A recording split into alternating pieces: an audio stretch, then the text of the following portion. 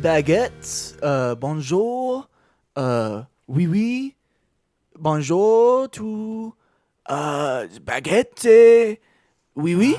This is he saying, hello, welcome to the Saga, and I hope you are doing well. He said, welcome to the Stagler.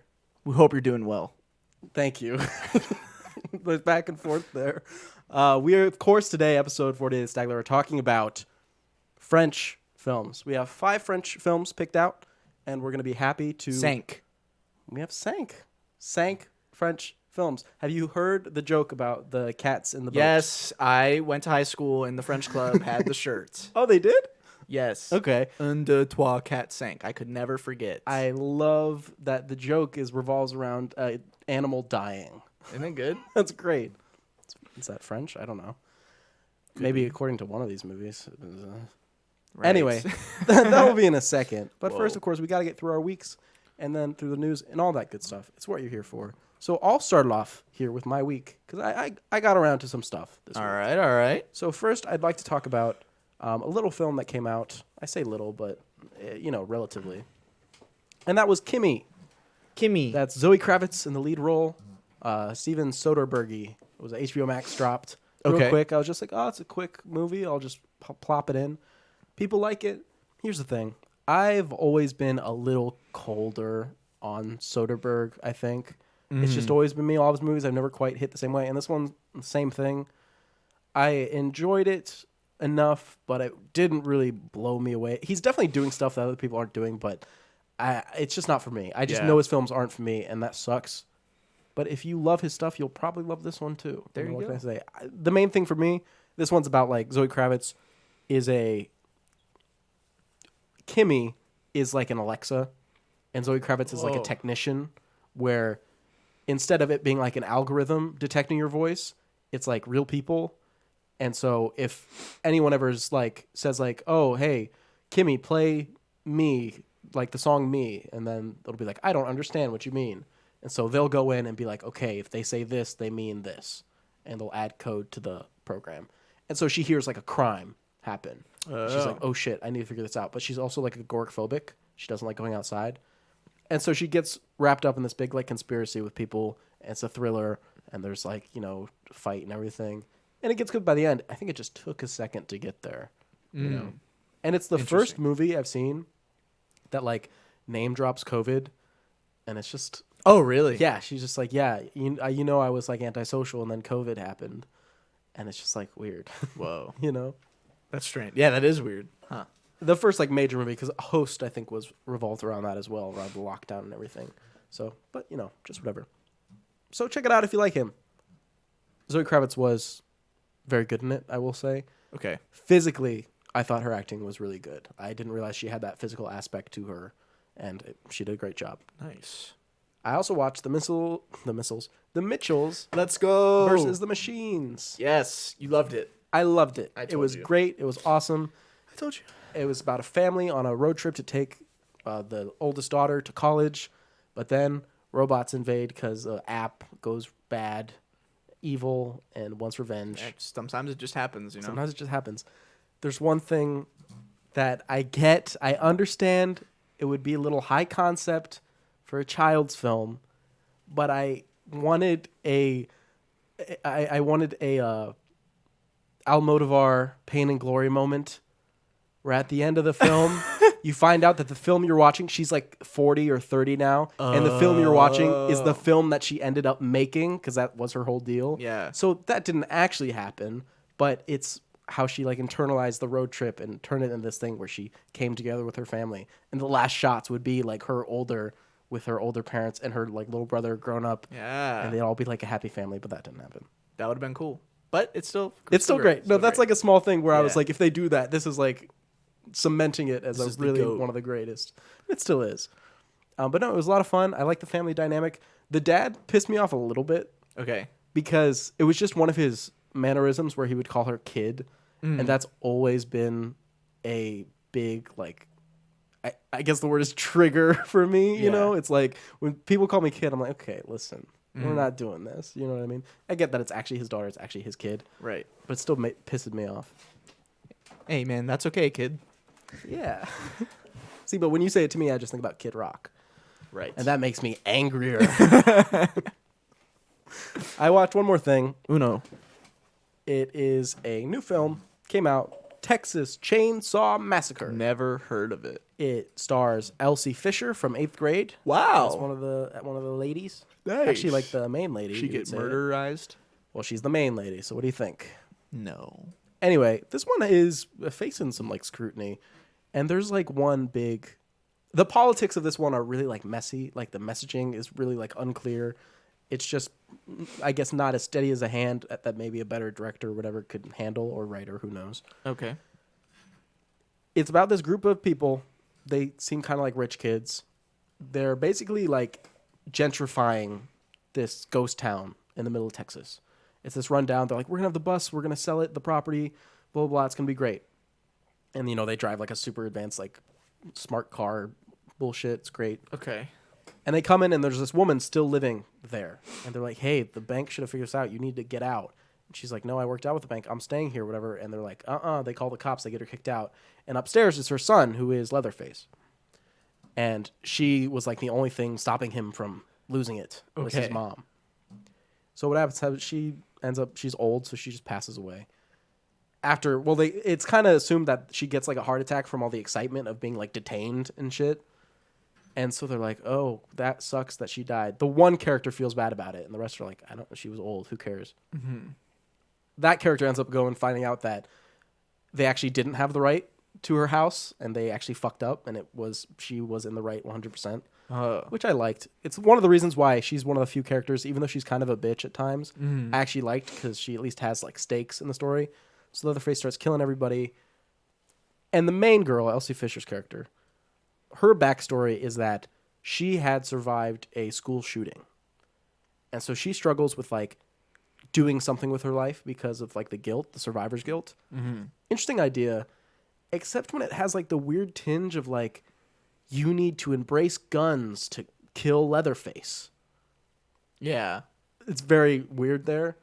I don't think that's what the movie ends up doing. I think it kind of tries to, and I'm being very favorable. I'm being very open-minded, like benefit of the doubt, when I say these things. Because to me, it's like leading up to that, but then it's like, no, she needs to bond with her sister because her and her sister end up teaming up and actually using the chainsaw to do him in, right? Nice. There's also a whole side story with Sally from the original, not the same actress, but it's supposed to be the same character, coming back to like kill him. So there's that angle to it. And the ending is like wild, and I actually really liked it, but I won't say that, I guess. Or should I? I mean, you can. gonna I say don't it. really care. At the end of the movie, they chainsaw him, and they like chainsaw him up his torso and stuff, and he falls into the water. And they're like, So they get in the car, and they're like driving away. Or they like start the car, or whatever, and they're like, who do we tell? What do we do? Blah, blah. It's like, I don't know. All we do is we get out of here and we move on. And then Leatherface grabs the sister and cuts her head off right in front of her. And Bro. then she just drives off, and the movie ends. How was he in the car? No, he just outside breaks the glass. And just, he like, breaks and through. and just holds it and like swings it. And then the she movie drives ends. away. Yeah. Wow. And to me, it's like I feel like they were trying to do Leatherface as like just is like trauma, Uh-huh. It's like her and her sister through help from her sister to overcome her trauma. But then the ending is kind of like, even if you do that, sometimes it just catches up to you and you just Right. have to keep moving, which I like that idea. When I try to look at this movie through the most favorable lens possible and give it every benefit of the doubt, where it seems like a lot of people are doing the opposite, Yeah. and saying, there is an argument. Like, I can't say there's not, but I just can't believe that somebody would make a movie so like awful in its politics, Right. the way it does it. So I choose not to believe that. But who knows? Maybe the director will come out and be like, yes, I meant all these things the worst way possible. Then You never we'll know. But yeah, that actually does it for my weeks. I watched a few little movies, had a good time.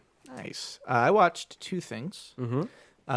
First, I watched a movie, Bumblebee, Yeah. the Transformers Finally. movie. I watched this back when we did our Transformers episode, I believe. Yeah, how dare I? This movie was fine. It really is. Bumblebee is really cute in it. Haley Steinfeld's better than she should be. Yeah, she's good. Yeah. So good for her. Optimus Prime's totally dope in this movie. They went back to like the original designs of the Transformers, which was cool. It's prequel, so it makes sense. And you know, Optimus isn't really in it very much, but when he's in it, I think he's really cool. Yeah. There was a scene where Bumblebee's like in her garage, and a part like falls down onto the ground, and I think it just looks like his penis. Okay. Yeah. I don't know. It's just a little funny thing. I think they knew what they were doing with Probably. that. But John Cena, I don't know anything. I don't know about John Cena. He's doing like nothing. I don't know how I feel about him being an actor. General?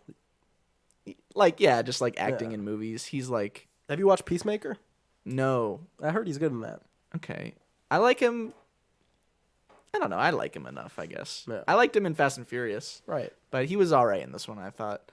But yeah, I liked it. I thought it was all right. A cute little family movie that I thought was sweet.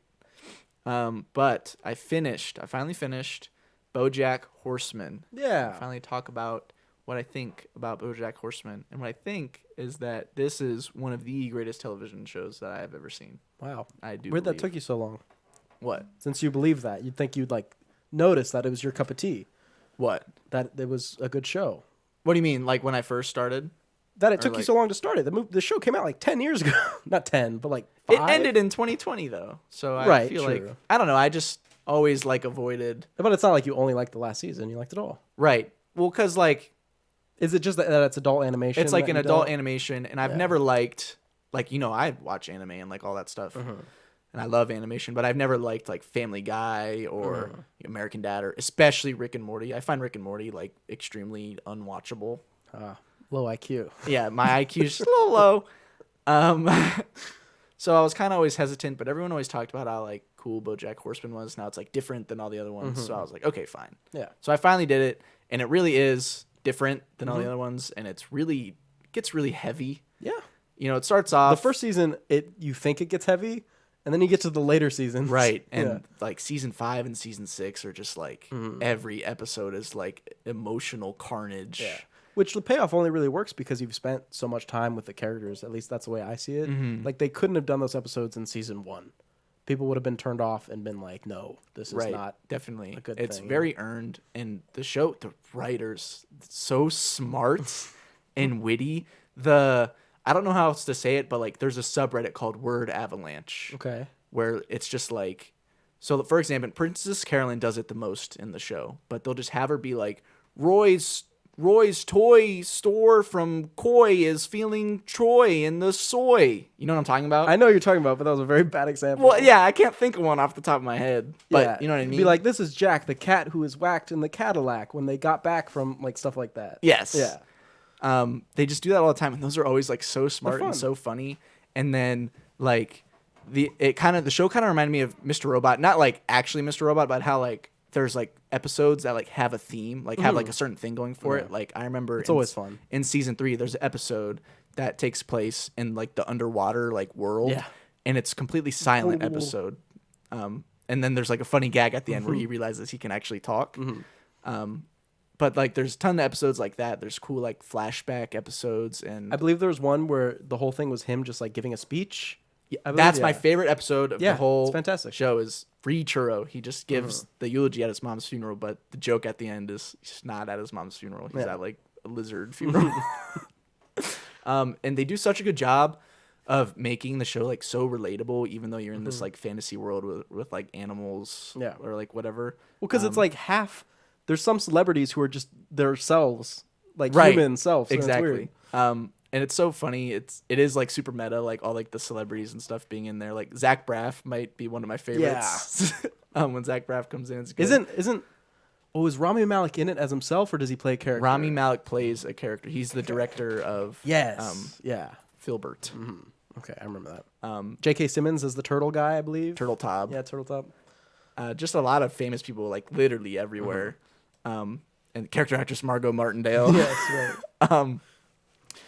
But I just thought it was really great, and it just tackles a lot of like really heavy themes that you don't really see a lot of like animation, or honestly just kind of like any show really go into. Like like depression, like alcoholism, and like sexuality, especially with Todd. Like I thought that was really cool. Like you don't really see anything like that. Yeah. It was really wonderful, and just like, and the ending, like the second to last episode, had me like hyperventilating almost. Like I was like, it can't go like this dark. Right. I think I warned you about that one. I'm pretty sure. If we go back to the tape, and I was like, yeah, I'm sure it'll get dark, but like that whole episode where like he's like seeing everybody from his past, and like the black goop is like dripping like throughout the episode, and I was like, oh man, something really bad's gonna happen, and then it gets like really crazy. Yeah. And then the speech that Secretariat makes, the view from halfway down speech, brought me to tears. I was like, that was like one of the most affecting like poems like I've ever heard. And then the last episode, which was just like really nice, I thought. Yeah, it's Bojack himself, because I think it really only applies to him. Well, I guess you could say Mr. Peanut Butter too. I guess if just going off my memories of the show, is hard to like you want to root for him, but he just makes it really tough. So terrible. Yeah, and so I think they strike a really successful balance between, wow, he's doing awful things, but like maybe he can get better. Right. You know, and I feel like you can kind of fall into the cycle that plenty of people do, where it's like, I can fix him. You know what I mean? Right. And it's, at the end of the day, is it? I don't know. Right. Like, yeah. can you don't know. Because it's kind of open ended, but like, I mean, he goes to rehab, but then he like relapses like almost instantly, and like, he still, even though he was sober, he was still doing like a lot of the same things, even when he was not. Yeah. So it's kind of like, can people really change? I don't know. But all the characters had really great send-offs. I especially loved him and Todd's final moments on the beach with the fireworks. I thought was lovely. Another gag I always liked was, is it Vincent Adult Man or something? Oh, yes, the three kids. It's clearly three kids in a trench coat. He's just like doing shit all the time. I love that gag. There's so many funny things. One of my favorites was the spaghetti strainers. Yes. Okay. Like the beginning of the season, Mr. Peanut Butter gets like all the spaghetti strainers, and like throughout the whole like 12 episode season, they just like hint the spaghetti strainers. They're like, these spaghetti strainers in my house, and you're like, what is the joke? Yeah. And then at the end, there's like a big spaghetti thing, and he's like, I can fix it with my spaghetti strainers. Just a bunch of like nonsensical stuff like that. I really thought the show was like incredible, and I loved it. Yep, it's really good. That's all I did. Well, that's all I did. Not much. Why didn't you do so much? Right. I didn't do a lot because, guys, I don't know if you heard, but a game came out called Elden Ring. And I've been waiting for this ever since the very first cinematic trailer like 3 or 4 years ago. And it has overtaken my life. And that's what I've been doing all the time. It's just playing Elden Ring and not watching anything. So. Yeah. And that's what you'll probably be doing the next week, too. Yeah. And for the rest of my life. Oh. That's sad. I'm in the game, like Spy Kids 3. Oh, I was thinking like EA Sports. It's in the game. It's in the game. Imagine that opening for Elden Ring. And then it starts, it's like, tarnished, the feeble dung eater. Anyway, I've been playing it a bit too. It's good. Not as much, but, I got to share. Anyway, we can get on to the news. The news. Sure. What's for the news? The news is there's one thing that we're both going to watch. Big news. Well, there's actually two things. We're going to watch Batman. We already got tickets. We're seeing Batman, yep. And then on March 2nd, Best Picture Oscar nominee Drive My Car is arriving, premiering on HBO Max. Epic. And definitely checking that out the second. I hope HBO Max can handle it. Every single time I've tried to watch the brand new movie, like when it came out, HBO Max has just like shat the bed every single time. And it's just, I have to do it like 30 times to get it to work. Why don't you just wait? It's fuck you. Sorry. I know the HBO Max midnight premieres are really important to you. They're really important to me. I apologize. But anyway, yep, that'll be cool. Heck yeah. Watch it. Star Trek IV to begin production in late 2022 with original cast set to return. Beautiful. Is there a director attached? Forging ahead with Matt Shackman. Interesting. He will. Zoe Saldana, Chris Pine, Zachary Quinto all coming back. I love it. That's awesome. I'm happy for Chris Pine. Yeah. Been in anything in forever. I mean, to me, he like makes the new movies. You know what I mean? Like most definitely. He's the heart of it to me. He is, and he's great. He's the best Chris, and I'll stand by that. Of all of them. even Chris Hardwick. Who's that? That's somebody. Chris Hardwick. I feel like that's like a comedian or something. Could be. I'm obviously not a The fan. name does sound familiar. Yeah, right. We don't know, but maybe. We got some pics of Daniel Radcliffe as Weird Al Yankovic and the biopic they're working on. How interesting. And that's cool. How and far we've come. We know Daniel Radcliffe's been doing those weird movies. It's because he's trying. He's trying to get out of being Harry Potter, which is fine. I get it. Now he can be Weird Al Yankovic. So the deal is like Robert Pattinson did it. He's no longer... Robert Pattinson has succeeded. He's no longer Edward Cullen. Now he's Batman. Right. Unfortunately, now he's to Batman, which is interesting. But yeah. Well, we'll see if it sticks. Daniel Radcliffe obviously has always been Harry Potter. People don't even call him Daniel Radcliffe. They call him like Harry Potter. Yeah. But he's done like so many weird movies, and it's definitely on purpose. And now looking at these pictures of him, he looks like he's doing transformation. I mean, is Emma Watson? Yeah. Emma Watson. Yeah, but she doesn't act really. She just did Harry Potter, and right. Like, that was it. And Bling Ring, Bling Ring, and like Little Women, few other and things, yeah. Beauty and the Beast, which was Right. terrible. Fuck that movie. Anyway, I really don't like that movie. But yeah, other than that, she hasn't acted in anything. Like, Is that her response to it? You think though? Or you think that's why she doesn't act? I guess is what I'm asking. You think it's because she knows she won't get away from Hermione? I don't think. I just feel like she's like I don't really whatever. want to act. I want to do lot whatever of she does things, now. yeah. She does a lot of cool stuff. Well, let's see if this works out for him. I hope so. That movie's either totally flopping or everyone's gonna be like Daniel Radcliffe, transformation, Transformative. beautiful performance, incredible. But do we really even know? I guess you'll be learning who the real Weird Al is. Is he really as weird as he says? Don't know. Weirdo Al Yankovic. Could be. That's Stranger Things. Boo. To end with season 5 on Netflix, the Netflix sci-fi drama will premiere the first half of a long-awaited and bigger than ever 4th season. That's what I don't want to hear. And the creators hint there might be a spin-off coming. So here's the deal. Yeah.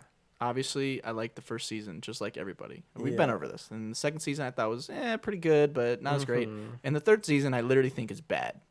Right. So here's the deal. I'm going to watch the 4th season. Yes. If at any point I'm like, no, I'm just turning it off. No. And that'll be it. Oh, what? You want me to watch it and season 5? Yes. Just so I can tell you about it? Yeah. That's my favorite way to watch it. Because it sounds like it becomes like a parody of itself. Literally. Like, that's what it feels like. Okay, fine. You know what? I'll watch the whole season. 4 and 5. 4 and 5, I'll watch the whole show. Yay. And I'll tell everybody about how it goes. I mean, if it gets really, really bad. There's literally a sing-along I know. in season 3. I mean, we're watching this trailer and I see like cheerleaders and stuff and everything that's like, it looks like more musical numbers to me. If Finn Wolfhard has one single bad line reading, I'm turning it off. I'll turn it off in the first 2 seconds. Okay, if I do fine. that. But you have to watch at least the first half of season 4. After that, you can do that. How about that? Okay. I'll turn into a drinking game. Every time Finn That Wolfhard I want acts you to poorly, live. I'll drink. Don't do that. This is the Finn Wolfhard hate Your podcast. liver will go to the upside down. Do they still do the upside down? I don't even... Yes. Okay. Do. Yes, okay, they okay, do. Good. Because that was kind of cool. I'm trying to even remember what happened in season 3. There was like a dude who was does trying the guy to die like, at the end? He explodes. maybe. There was like this one dude that was like trying to fuck like Will's mom or something. Okay. Was it Will? No, it was Not like interested. Okay. BioShock movie in the works. Netflix boy. partnering with 2K, Take-Two Interactive on adaptation of video game franchise. BioShock movie? Well, okay, so here's the deal. This is the next evolution. They've exhausted. Okay, technically they have not exhausted like most of the comic books Yeah. or like whatever, but basically at this point I think people are starting to get that Marvel fatigue, even though Spider-Man was like the highest grossing movie of the last like however many years. Like I get it, but that was different, I think, and so now literally the only place for people to turn for like getting like big franchises going is like games. looking to video games that people love and ruining them. I mean, yeah. How do you even take BioShock And making a movie. and make a movie? Well, here's the thing. BioShock, if they mean BioShock, the first one, you go in, you crash in a plane. I'm not going to spoil it, but you crash in a plane because the story is actually pretty fun. You swim to a lighthouse because you're in the middle of the water. It's literally a lighthouse in the middle of the ocean. Like there's no land anywhere. So it's like, why is there a lighthouse? You go in the basement and there's an underwater city. And everyone there is like a crazy drug addict freak with like superpowers, and you kill them all. Nice. So there's like, and then you get talked to through like intercoms. A person's like, hey, would you kindly like go over here and kill a bunch of people and do this? And you're like, okay. And you play the game. Yeah. There's no like back and forth. How do you turn that into a show? Yeah, who knows what they're going to do. So that is interesting. No matter what, it's not going to feel like BioShock because that's just not how it works, you know? Right. You'd need a really creative person, I think, to be able to pull it off while still retaining the BioShock feel. Now, there is Infinite, which is instead of under the sea, it's in the sky. Right. Which has a lot of characters interacting all the time. That would make more sense as like a movie. People hated Infinite. Okay. So I don't know how that would work. But I don't know. I don't know. That is weird. Maybe they could just do their own. I never played But the they never BioShock would. games. From all the stuff that I've seen, oh, they're great. They're so well. The first one's great. Second one just feels a lot like the first one, and then I liked Infinite enough. The gameplay got like repetitive and stale, but I like the journey. Okay. I don't have. Is there only those 3? Yep.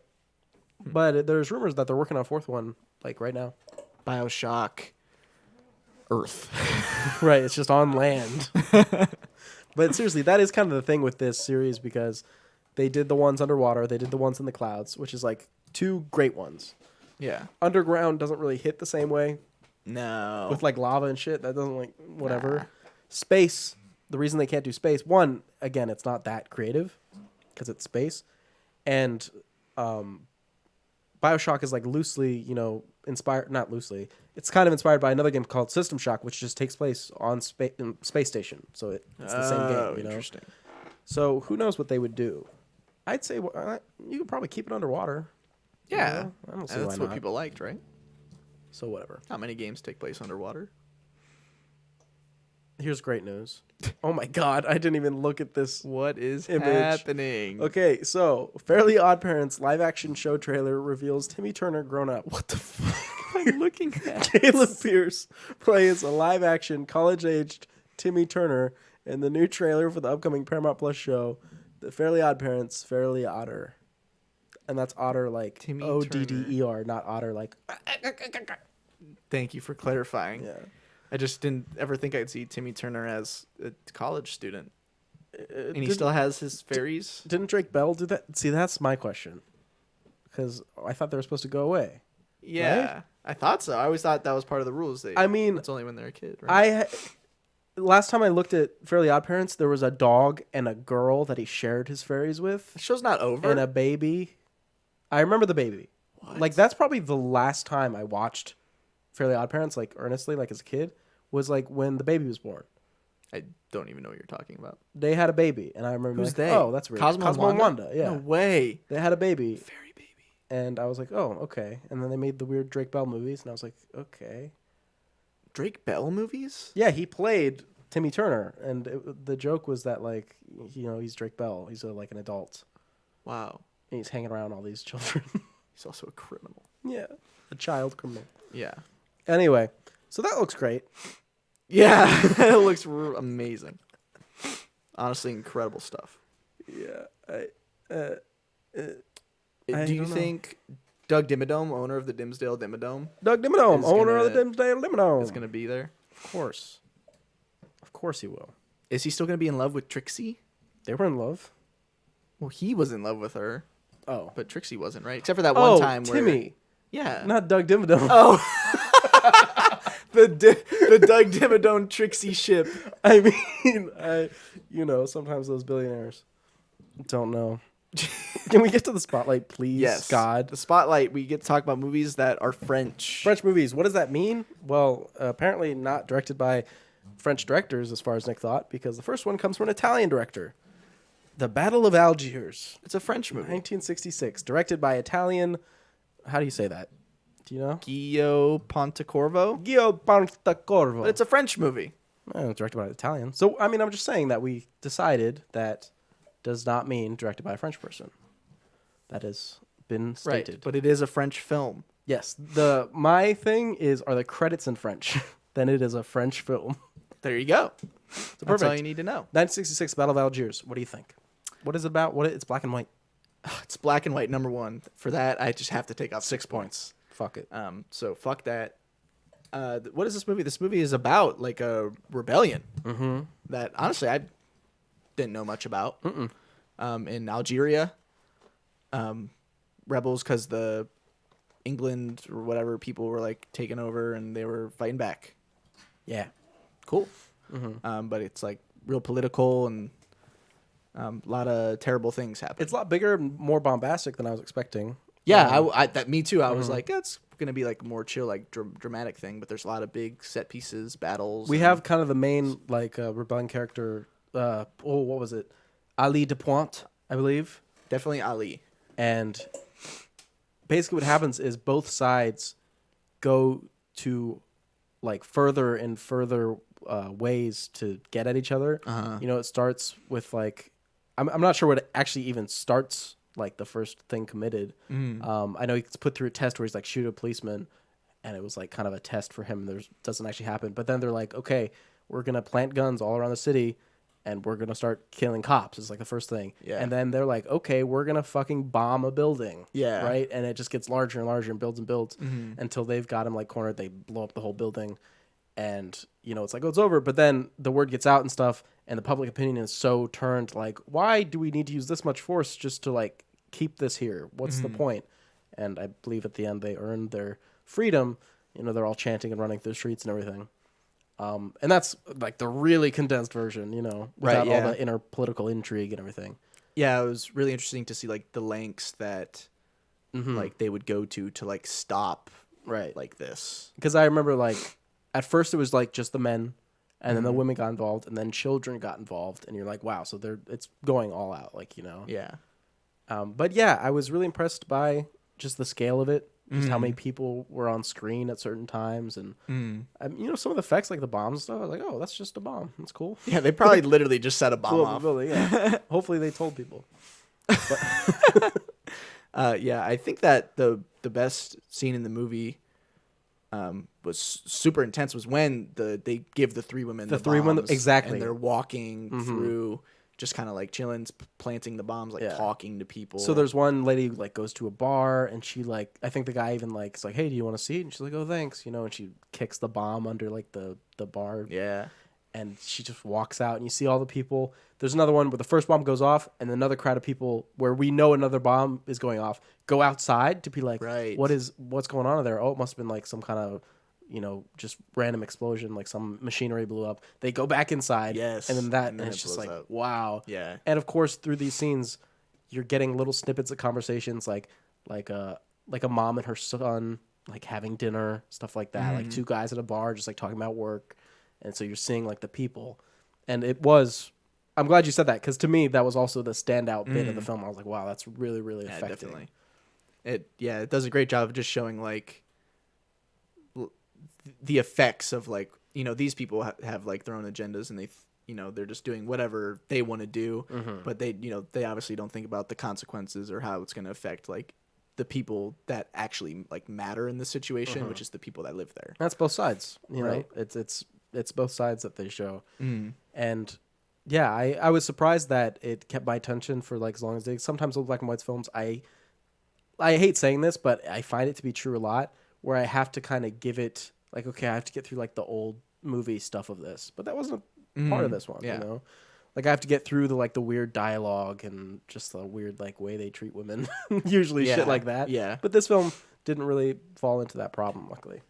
Yeah. I know there was another great part that I wanted to point out where the details are escaping me right now because it was one of the first ones that we watched this week. Yes. But it's where if he was a general or whatever on the other side, the French side, the main dude was giving a speech, and you know the guy, I forget what was the organization, the RLF or something like that, and he was like, they're like, you've been using like bombs and like baskets to like plant around the city, and he's like, yeah, we have to. You guys have bombers. If you give us a bomber, you can have all our baskets and stuff. Yeah. And so then they grilled the other guy about it, and they were like, we just want to be a little bit more precise about like your answers and like what's really going on.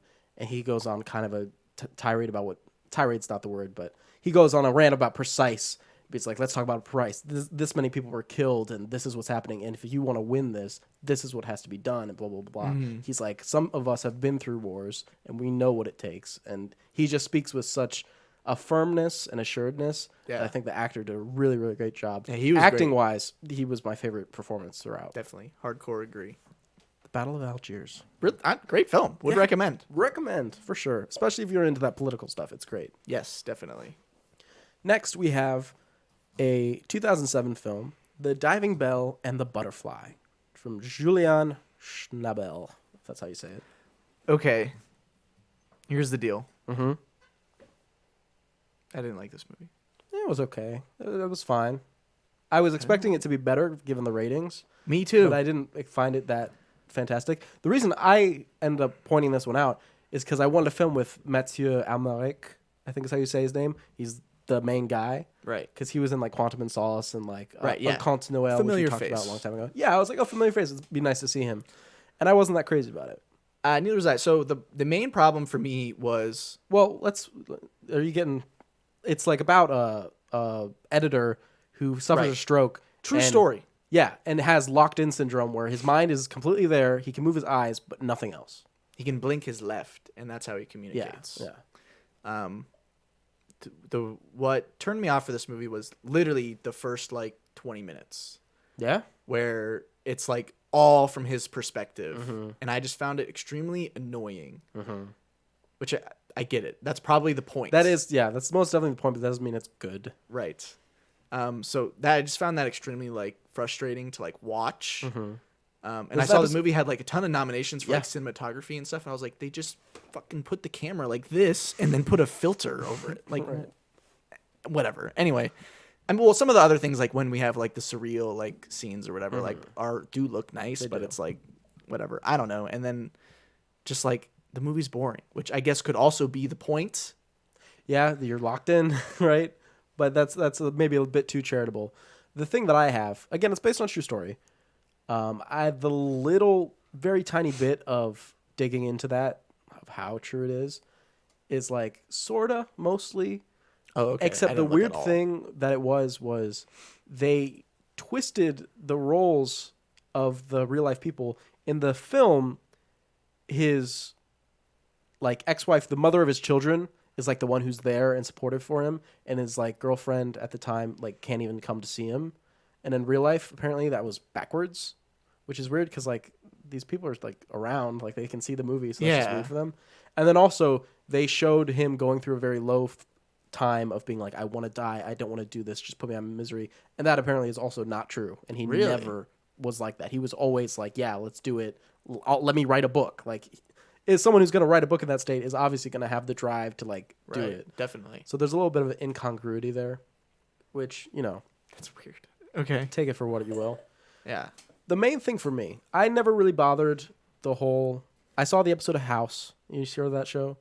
Yeah, you talk about House all the time. Well, I've been watching. I guess I've never talked about it, but I've been watching it, but like not really. Like if I'm doing laundry, I'm like, oh, House, you know. And there's an episode where they have a guy with locked-in syndrome, and they just need Dr. House on this case, I guess. But what are you gonna do? Dr. House would fix them. Yeah.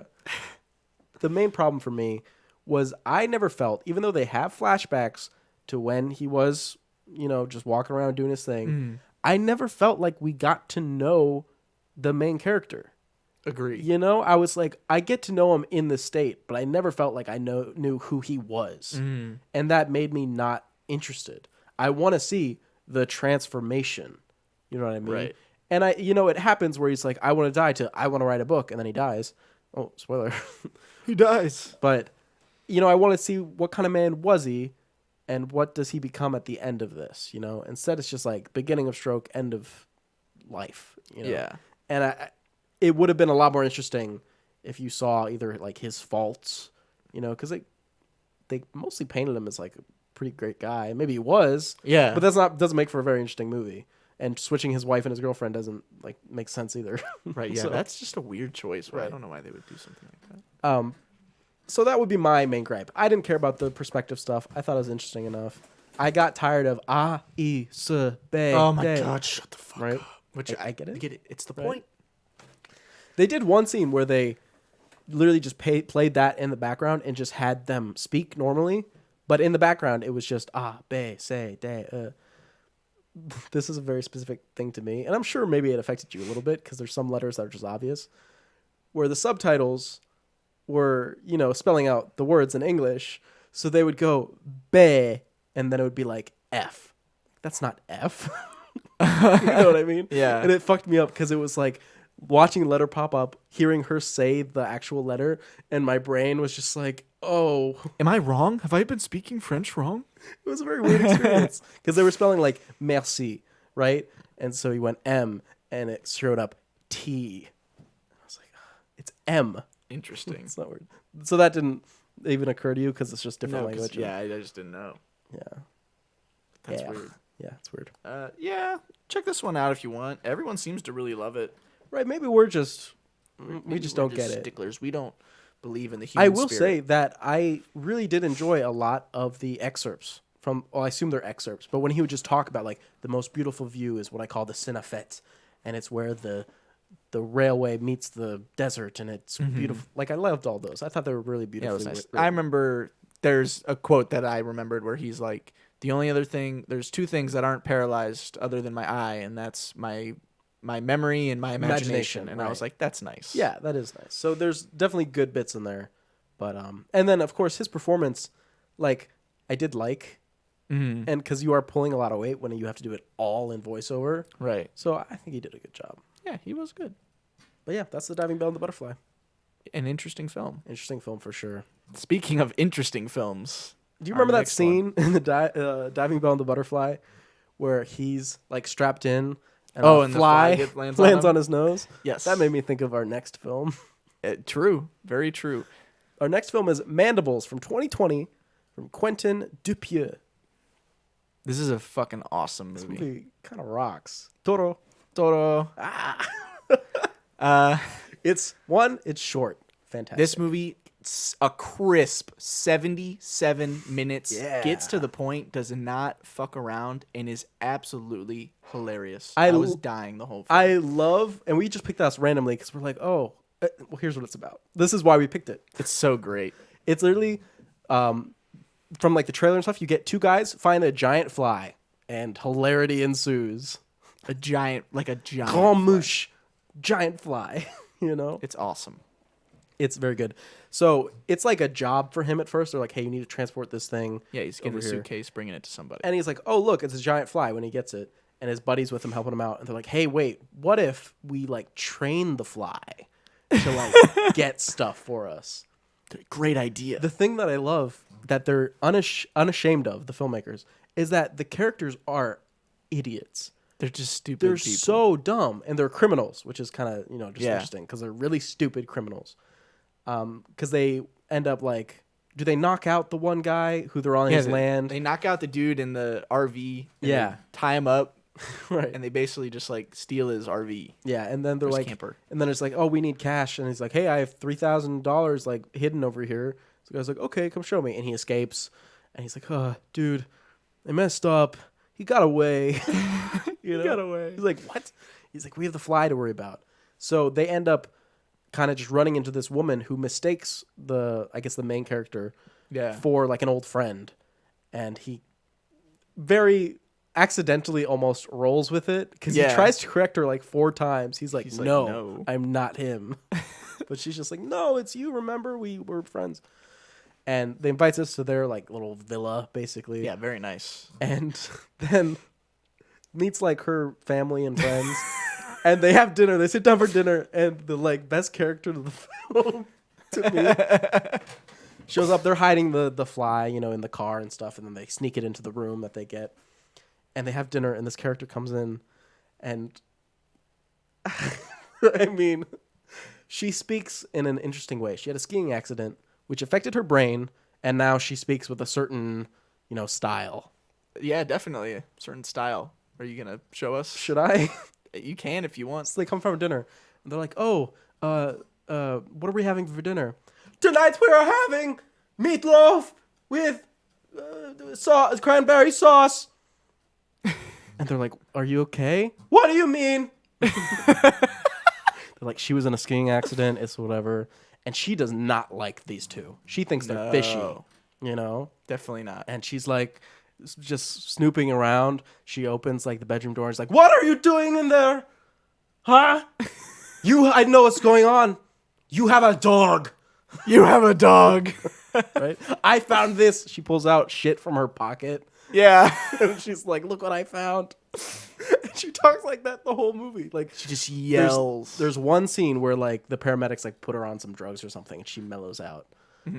But really, she adds a lot to the film just of their interactions. She's the antagonist, so it works a lot.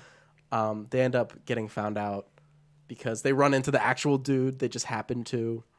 Right, because she thinks they have a dog, and Yes. the dude's like, We need to find a dog. He's like, we need to get a dog. So he goes and steals a dog. He just steals somebody's dog. They bring it back, And they're then, like, "Oh, look at the cute dog." Ah. and then the fly eats the dog. And so they walk in, they find the leash, like the family and friends, they find the leash, they're like, "Oh my God, what happened?" And the friend, says aloud, "Oh my God, she ate the dog," referring to the fly. And the friends think it's the woman who speaks loud, and they're like, "You sick fuck, you ate a dog!" So they call like the crazy people. Yeah. And like, they come get her. They're like, "You need help, it's okay, you're just not right, And she's like, "Listen, it wasn't me." They're like, "Oh, sweetie, It's okay. And then they get away, and they're like, "Hey, listen, we trained the fly. Go find." I forget what they ask it to find, like bananas or something. They go find bananas. The fly flies off, and they sit in the car, and they're like, "It's not coming back, is it?" I'm like, "Well, it is a fly." And they're like, "You know what? At the end of the day, I guess the true message we learned was friendship is what's best at the end of the day." Literally. And they start the car, and they're about to drive off, and then boom. The fly lands on with the bananas. They look at each other. Movie over. I was so happy. I was like, the fly like flies off. Yeah. And they started talking that talk, and I was like, if the fly came back and then the movie ended, it would be the best. perfect. And it did. And it happened, and it was so great. I loved it so much. One of the funniest parts of the movie to me, I don't even know if it was supposed to be a joke or not, but it's like after the first night that they're staying at like the villa, and the dude goes to his room, and she's like, "You can't stay here," or whatever. "I'm reading a book." And he's like, "Okay." So Right. he goes to sleep, and he sleeps outside. And he's sleeping, like, he's like laying on the ground next to the pool, and he has like a cushion over top of him as a blanket. Yeah. And the one like brother dude comes out, and he just comes out, and he cannonballs in the pool, and then he just gets out and puts a towel on and dries off, and he's like, "Hey, how you doing?" Right. That is very, very funny. I was like, he came out, that's it. did a cannonball, and just got out. Got out of the pool. It's like, I'm done. Maybe you just need to cool off, Hot summer day. I could see that. Maybe. I just thought that was so funny. It was very, very funny. Incredible movie. Highly recommend. I highly recommend making Toro just a regular thing that yeah, people you do. go like this. Basically, the rock on symbol, Toro. They even have a scene explaining it. Right. Where the one brother's like, "Toro, what's that?" And he's like, "The animal. Doesn't it look doesn't like it look like a bull?" Like, what? It's like, "Oh, because you're Taurus. You're a Taurus. Your astrological sign." I'm like, what? He's like, "No, it doesn't mean anything. It's just like for whatever. Like, Yeah. hello, like, Right. good job. Toro. It's great. That's going to stay in my lexicon for a little bit. It's going to be the new thing. It's weird to say, and we'll see if you agree, but I would say that's my favorite of the ones we watched. I literally agree. It's so good. This was the last one we picked on a whim. We were like, this looks stupid. Let's do it. And it's Incredible movie. It's goated. Goated film. Next, we can talk about a 1967 film from Jacques Tati, Playtime. This is a movie. It's definitely an interesting film. It's different. I had seen this movie. I was aware of it. And I've always been cooler on it than most. Really? Because this is, a lot of people are like, "Oh my God, what a crazy movie. It's nothing like it. It's just like a window into this world of like literally." And I was like, you could also like look out a window. That's my takeaway from this film. Dang, that's brutal. But it's so funny. Is it? You don't think this movie's funny? Are you Tell me you don't think this movie's funny. you punking me? No. Wait, hold on. You didn't. This movie's a comedy. No, I know. I just don't. I think it's about as funny as sitting down in a coffee shop and just like looking around. No. Sorry. This is like Marx Brothers stuff going on. Yeah, You love Duck Soup. I love Duck Soup. But this is not Duck Soup. Bro, when the door breaks Yes. Okay. and the dude pretends to be the door. I get it. There's funny stuff, but I'm just saying it's not. I'm making it sound like I hate it, but this ratings wise is like 10 out of 10, fucking best movie ever made. Oh, I disagree. I don't think it's like a 6. I don't think it's perfect film. I think it's a good film. Yeah, I just don't think it's. I think it's more impressive than it is funny, though. I think the choreography of the jokes is better than the jokes, if that makes sense. Like, there's the one with the silent door. Yes, where door. He's slamming it, and he turns around. He's like, "Oh, what?" And he's coming out. He's like, "You fiend! You want to go through my papers? Like, go ahead."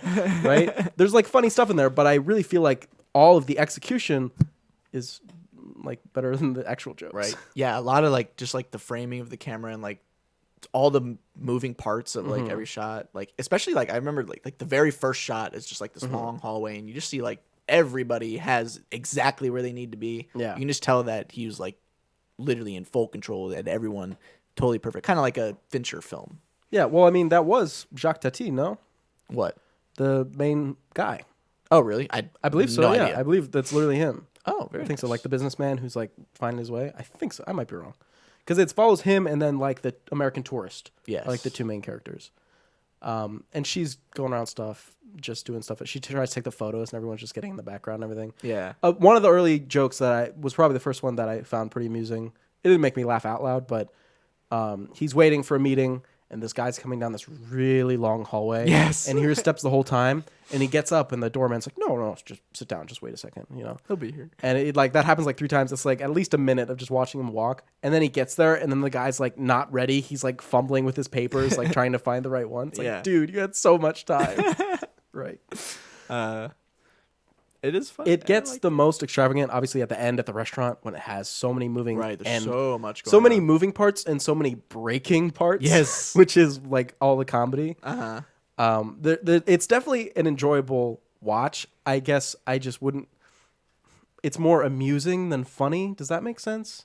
They aren't laugh out loud jokes to me. It's like, oh, look at that like curious thing. Yeah. It's not like, oh, guffaw, that fly. Okay, yeah. I agree with you. Yeah. Except I'll be honest, I did laugh out loud. Not at the first time he pretends to be the door, but when he goes back inside and they're like in the hallway and he's just like holding it and the people are like coming down the hallway and he's just like, oh. Yeah. And he just like adores them. I literally laughed at that. Yeah. I guess I'm just easy to please. Maybe. Yeah. I thought this was a cool movie. No, it's definitely one you should check out just because it's so interesting. There's so much to it that you don't even need to know about like movies to appreciate. Right. I guess I'm just this is the episode where I'm cool on things. I'm like, you know what? It's cool. Except for Mandibles. Except for Mandibles. Fuck yeah. Fuck yeah. We're all in on it. This is now the Mandibles podcast. Exactly. Every week we'll be deep diving into another Mandibles. aspect of another character. Next week, The Fly. Oh yes. Okay. Dominique. Thank you. We have one last film here to talk about. We do. It's from 2008 from Pascal Laugier, Martyrs. Yeah. I have a question that I need you to answer first off, and I want this without context. So you can explain what it was, but don't explain what the movie is yet. So at some point, you texted me two messages. The first one was, I'm watching Martyrs. And the second one was, what the fuck? You texted me that. Do you happen to remember at what point that was? It was right after she kills the whole family and like encounters the demon for the first time. Great. I like that without context. Okay, gotcha. That's when I texted you. And then the movie gets weirder. Yeah. After that, the story is about this 2 girls, one named Lucy, one named Anna, I believe. And Lucy was like tortured as a child and she escaped. Yeah. And she's been like haunted ever since, like PTSD. And as she grows up with her best friend Anna, they're like, hey, I found the people who tortured me. I'm going to go get them.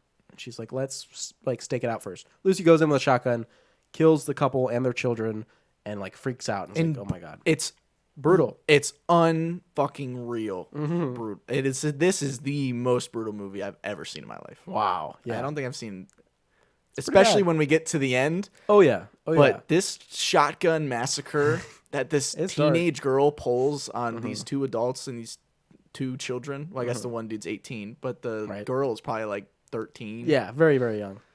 It's it's a lot to take in for sure. And the part that makes it really unsettling is at that point, it's kind of, we're supposed to be in Anna's shoes where you kind of have doubt, where it's like, this probably isn't them. It's probably not the people who tortured her. Right. So that happens. She ends up killing the whole family. She's haunted by this demon that still comes at her. She sees it as a demon, but really it's just like her trauma that causes her. Right. If you've got problems with like self-harm and stuff like that, do not watch this movie. Lots and lots of very disturbing imagery with that kind of stuff. Yes. So she does end up taking her own life, and Anna was kind of like very sad about this. It was her best friend, possibly even like a love interest of hers, and she stumbles upon a basement. She's like, "Oh, I didn't know there was a basement." It's like freaking Parasite all over again. Yeah, but like, what the worse, way worse. Please. And in the basement, there's a girl tied up, and it's like a high tech basement, like it's like a hospital. It's beautiful, thing, gorgeous. And there's this girl tied up. She's got like this metal band across her eyes, and it's like nailed into her skull. Do we call it a girl? It's a husk of a human being. Yeah. She frees her. Instead of like calling the police or whatever, she just like gets like a screwdriver and like takes out the nails in her head. God. She's screaming. She takes off the helmet, and that's when like the that skin was the peels. Oh my fuck. Literally don't even talk about it. Really bad. That ends up not working out. Some people show up. She gives her a bath. That was nice. Yeah, it is nice. Some people show up. They shoot the tortured woman, and they're left with just the one. And they're like, "Hey, come with us into the basement." They chain her up. They're like, "Listen, what we're trying to do here, she escaped from us 15 years ago. That sucked. It was when we were less organized. Now we're a lot better. It's this old lady." She's like, "What we're trying to do is we're trying to find martyrs." And she's like, martyrs. Basically, in all of our studies, we've seen that women are usually the best martyrs. So that's what we're doing. Okay. And that's like all the explanation we get. Yeah. So they take her to the basement, and the next like 30 minutes of the movie is literally just watching this woman get tortured. It's horrible. Yeah, it's It really is like I could feel my body like deteriorating. Mm-hmm. Eventually, we at least get voiceover with the torturing, because for a while it's just silence, like you just watch force feeding and getting beat up. And there was one punch that was really like, I'm sorry to point this one out because the whole thing's awful, but I just remember specifically being like, wow, where she can't even stand, so the guy stands her up, then as she's falling, punches her face like down more, Yes, and I was like, oh wow, that's bad. But it doesn't stop there. It gets worse. She kind of remembers stuff like that she used to tell Lucy about like how to get over it, and she just starts applying that to herself, and it's like, let yourself go, just kind of like dissociate, whatever. And she does really well. They're like, you're doing such a good job. Smack, stab, all this stuff. Like, what do you mean she's doing good? Right. And so they're like, there's one final stage. The guy takes her into a room, and he cuts all of her skin off. Except for her face. Except for her face skin. She gets to keep her face skin. I'm assuming you probably die if you cut your face skin off. You die if you cut your skin off. Eventually. Yeah. They do that, and they put her in like a special bath, I guess, to like keep her safe. And thank God you don't see the skinning. Like the peelings, that would be bad. But by God, you see the aftermath. She's out in the open, in bright full lights. detail. So the new couple living there now, who have been doing all this, kind of freak out. They call. They're like, "Hey, she has the expression." Right? They're like, yeah, we got it. It's there. We got it. You got to come now. And they come over. The old lady again. She's like, "This is it." She's sitting in that bath. Her skin's gone. They're like, "Hey, what do you see?" And she just whispers something to the old lady's ear. And the old lady's like, "Okay, call everybody." And they call everybody. It's a bunch of old people, really, come to the house. They're like, "We've been trying for so long, and finally we will get a peek into what the afterlife is for real, whatever. What's actually there?" And you're about to hear it live from our leader. It's a cult. Yeah, leader herself, She walks in and says, "Hey, are you ready?" And she's like, "How long have we been like imagining what the afterlife is?" And he's like, "A very long time." And she's like, "Okay, keep doubting it." And then she shoots herself in the head. Bitch move. Yeah. You fucked so many of those cult members. And also, Anna is not like responsive anymore. She's just she said the one thing, and now she's just. Yeah. I mean, what she should be dead. Yeah, she got tortured for like God knows how long, and then all her skin cut off. Yeah, and then the kind of like, because martyrs, I was like, that doesn't really make sense. But then the like reveal and like right before the credits is like, oh, they're going from like an older definition, which just means like witness. Yeah. So it's like a witness to the afterlife to like, it's basically prolonging like a near death experience, I guess, to like really be like, oh, tell us what happened, you know? And the movie ends there, without us ever knowing what she said or why the lady killed herself. Which is good. I like that. It is good because I like any the answer open would ending. not have been satisfying. Yeah. But it does open a lot of speculation. Like, what could she have said where she doesn't tell anybody, but she also kills herself? Because you can't assume it's good, right? It can't be, well, because the deal is because she kills herself, and now obviously this cult is going to keep on doing this now. Yeah, exactly. So she must have wanted them to keep doing it. Mm-hmm. But like maybe she's just like a freako, and it was so incredible that She wanted it to herself. like she wanted it to herself, but also like it wouldn't be the same if she just like told people. They'd have to hear it for themselves from a person that was experiencing it. I guess I took it a certain way, and like maybe it was literally like, oh, nothing. And she was And like, she was good. just like, oh, okay. But I think it was more like, if I tell people this, then maybe it would like sink in of all the horrible things they've done. Where it's like, we did all this. We tortured all these people, all these little girls for years. Mm-hmm. And we thought we were doing this grandmaster thing to like figure it out and everyone would end up in a better place. But nope, turns out, nah. And we really are as bad as we've always been. And that's why I'm killing myself. Also, That's a bit charitable for like yeah. the morals of somebody who would do that in the first place. right. But still, it's an idea where it's like, oh, if I told people this, everybody would kill themselves. You know what I mean? Mm-hmm. So, yeah, not great. Just what the Did you like the beginning? I did. Okay, good, because I did too.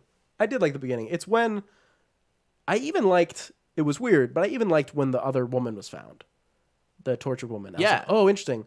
And then after that, when that was done away, didn't like the rest. The torture is just like Too much, I it's guess. just too much. I'm sorry. Yeah, it went like the opposite way. I've talked about this one before of like funny games, which apparently this director like came out and said that movie's shit, which I love that movie. So Yeah. this puts me on edge with this guy. Yeah. Because it almost seems like trying to do the same thing there, where it's like, look at all this torture and how awful it is, and you watch it, blah blah blah. But it doesn't work because funny games, it's all in your mind. It's like Yeah. what is happening is whatever the worst thing you can think of is, and then this movie is watch the worst things that I can think of. Yeah. and like, watch it. Dude, where do you And come it's up like, with this yeah. stuff, dude? So we're ending on a high note. Yeah, great film. Great. Check it out. Great when we watch it. It is one of the films that you'll see like YouTubers or whatever being like, this is the most demented film of all time. And like, It's fucked. Of all time, I don't know. I it's haven't probably seen the all most movies. fucked up, like mainstream, like Yeah. the kind of bell curve of mainstream to fucked up. It's probably Mm-hmm. the highest between those two, where it's well known but also really messed up. Right. So it's definitely not the most. Yeah, messed they're up not film. digging into that Serbian nonsense. That's no, not quite. The one part that was interesting, and it makes sense when you find out the reasons, was the very first part of the film. They're like, but she was not sexually assaulted. yeah. That's one thing. They did everything awful imaginable, but they didn't sexually assault her. You know, Great. So it shows you. To me, that was a little bit of intrigue because I was like, "That's weird. Isn't that like usually what happens?" Yeah.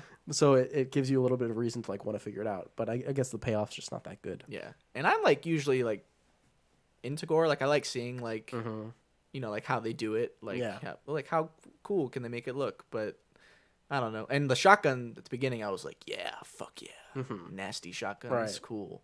But then like when I just saw her muscles, Mm-hmm. I was like, fuck. Ew. And it looked, I mean, whoever did that, Yeah. great job because it looks real. I was like, Yes. they actually just skinned a human being for this film. Right. I mean, there's a lot of people who are like, this movie needs to be, like banned because of how it looked and everything. Banned, I don't, Well, there's people who are like, they actually did it. You know what I mean? they They're didn't like, this is skin real. somebody. Come on. Any other What are you thoughts? searching? I'm searching something that I need you to cover me for. Okay. So, I mean, yeah, like literally when there's like close-ups of like her body, like after she's skinned and you can like see like the veins and like the nerve endings and like all the muscles, and it just looks real, and I hate it. Yeah, it does. And I still think the worst part is the removal of that head. Oh my visor. god, when they pull It's up, horrific. it's because you just think how long has that been on her? Exactly, yeah. She could have grown into it, like her skull would be like shaped to it, you know? Yeah, and honestly, it probably was partly. But again, to say the first half of the movie, liking it, because I thought the demon design of just that woman was very frightening. And Oh, demon's scary. So I was really all into that, and I was actually kind of sad to see it go. Yeah. I think they could have. I mean, this could have been 3 movies. You know, Yeah. It really could have been. But okay, I think we've said enough about Martyrs 2008, It is a movie. and that is enough for the spotlight. The spotlight's over. You know what that means? It's time for the reviews of the week. Of the week. Of the week. What have you got for us for your review of the week this week? I have one. It's very short. You gotta have a keen ear to catch what movie it's for. Okay. Okay, I saw this review and I was like, you know what? I like that. Okay. It says, I wish I was smarter and hadn't watched this film. I can repeat it. I wish I was smarter and hadn't watched this film. Yeah. You want me to say it again? Is that a trick? Is this a trick? No, it's not. It's not a trick at all. I wish I was smarter. Wait, what's the gag? I wish I was smarter and hadn't watched this film. I wish I was smarter and hadn't watched this film. Mandibles? I wish I was They're dumb. smarter and hadn't watched this film. Martyrs! There you go. Hey, there we go. I thought that was clever. I had to include that. Wait, one. is that what they wrote? Smarter? Yeah, Oh, exactly. nice. So I was like, hey, gotta shout that out. that is cool. I like that. Okay. I have one. I have 2, but one I just thought was funny. The other one you can guess on. Okay. I think I have a crush on every main character in this movie.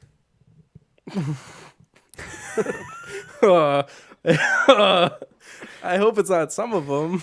I hope it's not any of them besides Mandibles.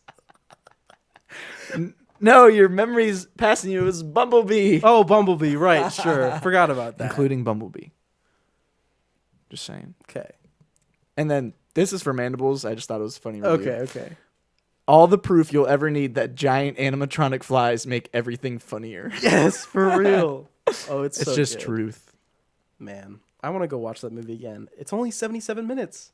I can fit that in wherever. You can literally just I put could it watch in. that like in my commute during a day. Literally. You know. Great film. my Highly God. recommend Mandibles. Go check it out. I think I had to rent it on Prime, but well worth it.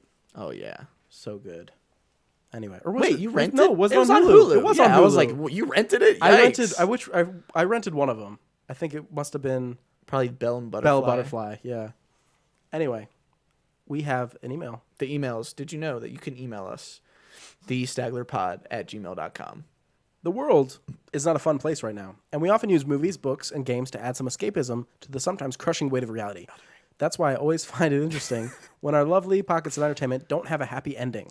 Can you two think of any endings that were more or less bad, but overall suited the story better? Any genre or medium, but try not to take the easy way out and pick a horror film. Although one of my favorite endings is from Stephen King's The Mist. Okay. Oh, so it can be from like anything really. Okay. Yeah. Well, I'll go just with like quick memory here. The Last of Us 2. Oh, okay. Obviously, everything horrible that could have possibly happened in that game happens, and You could Ellie's say- literally left with nothing. You could say the ending is like morally good, but situationally bad. Right? You Yeah. know. Um. The one that came to my mind when we were talking was No Country for Old Men. Right. It ends and that woman is definitely fucking shot to death in her house. So that's not good. And then I woke up. It's kind of a horror movie, sorta, but Seven, of course. Hey, you want What's to in the hear box? something? I literally have not seen that movie. Oh my god. I have never seen Seven. Okay. So you don't know what's in the box. It's his wife's head. Oh, okay. So yeah, that's not happy. That's the end. Yeah. What? Yeah. You think that's gonna happen like the beginning? What's in? No, like in the middle. He's like, "What's in the box?" Nah, that's the end. Sorry. Spoiler. Dang. That's good though. But you don't know what happens after that. It's not like that's the last shot. Okay. There's one more shot after that. The head. He shoots his wife's head in the box. What? One last shot? Yeah, like, it's not like you see the head and then it's like cut to black. Oh, okay. There's like other stuff going on. Okay. I'm trying to think of like a... Infinity War. It counts. It counts. It counts. Not horror, and it's sad. It's sad. Infinity War. He talks about sad. The Mist. You're familiar with The Mist, right? I'm sure we've talked about it. Yeah, kinda. Okay. Well, The Mist is basically bad, and it's him and his family, and they're trapped in the mist throughout the whole movie. And this is like the end where it's like, okay, we're in the middle of the mist, we're out of gas, we're in a car. There's monsters in the mist. If you touch the mist, you like turn into a monster or some shit, or they get you, something like that. Yeah. So it's like, okay, there's like 5 people in the car. I've got 4 bullets in this revolver. So I've got me, got my wife, got like a grandma and like 2 kids. Okay, there's 4 bullets. I'll shoot all of them, and then I'll let myself get eaten by the monsters. So he kills his entire family, and they're okay with it, or he just does it? I think he just does it. Actually, Oh, he might. I'm not sure. I don't remember. That could be wrong. jeez. Because this is from the movie, not the book. The book ends different. Right, I've heard that the book is like totally different. And Stephen King saw this ending and was like, "Wow, I should have done that." Hey man, sometimes people have And so he does it, and he's like screaming. He's like trying to shoot himself. He has no bullets, and he's screaming. He's freaking out. And then the military roll in with tanks, and they clear all the mist. No. And they're like, "You're safe." And then we have Carol from The Walking Dead shows up and is like, "It's okay," because it's Frank Darabont. God damn. Mm-hmm. That's like, everyone knows that as like the worst ending to a film ever. That's brutal. Yeah.